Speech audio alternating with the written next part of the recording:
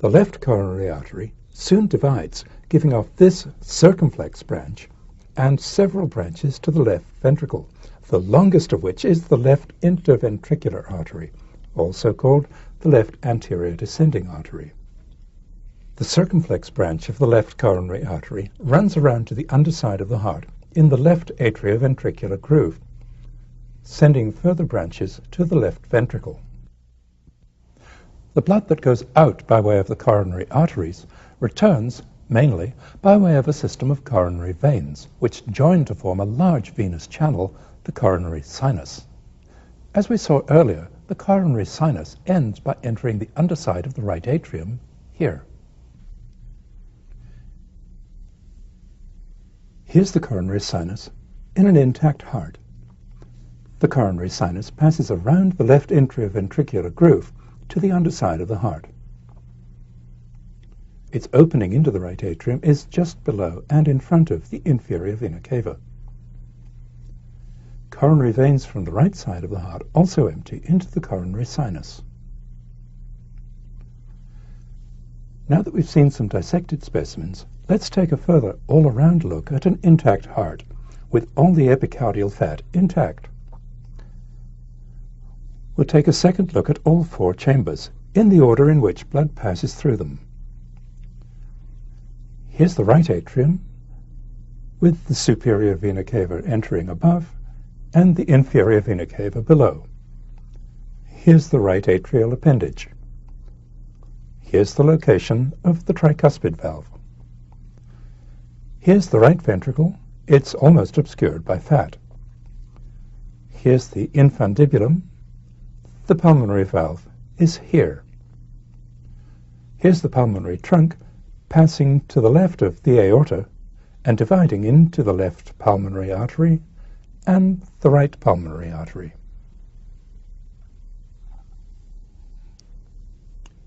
Here's the left atrium with two pulmonary veins entering on the right and two on the left. Here's the left atrial appendage. The mitral valve is here. Here's the left ventricle. Its outflow pathway is here, leading to the aorta. Here's the aorta, and the aortic valve is here. So far, we've been looking at the heart by itself, with the major vessels that leave and enter it divided. To see where those vessels go, and also to see the pericardial sac around the heart, we'll look at a dissection in which the anterior chest wall has been removed from the first rib to the eighth rib. The diaphragm is here. On each side, the lungs are quite collapsed. If they were fully expanded, they'd be out to here. Here's the heart, hidden within its protective sac of pericardium. In the intact body, the front of the pericardial sac is attached to the back of the sternum by this strip of mediastinal fat, all of which we'll remove. All this is the pericardial sac. The only major vessels we can see at this point are the aorta, emerging from the pericardial sac here, and the superior vena cava, entering it here. To see more, we'll remove this much of the pericardium.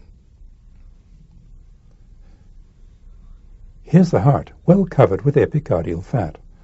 The ventricles are freely mobile within the pericardial sac. Below, the pericardium is reflected onto the upper surface of the diaphragm, to which it's densely adherent.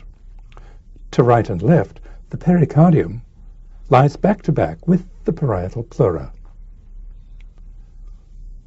Here's the root of the aorta and of the pulmonary trunk.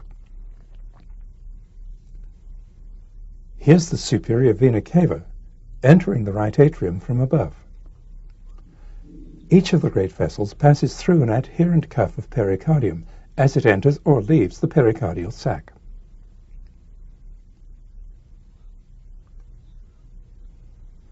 Here's the inferior vena cava, coming up through the diaphragm.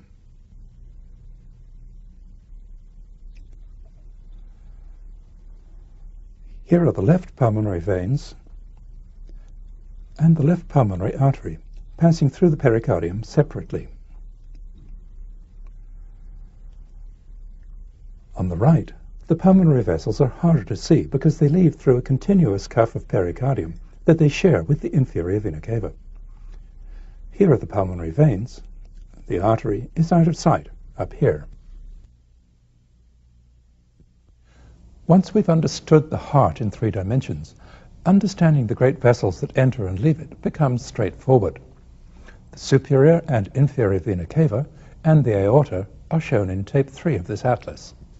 And we'll see more of the pulmonary artery and veins later in this section.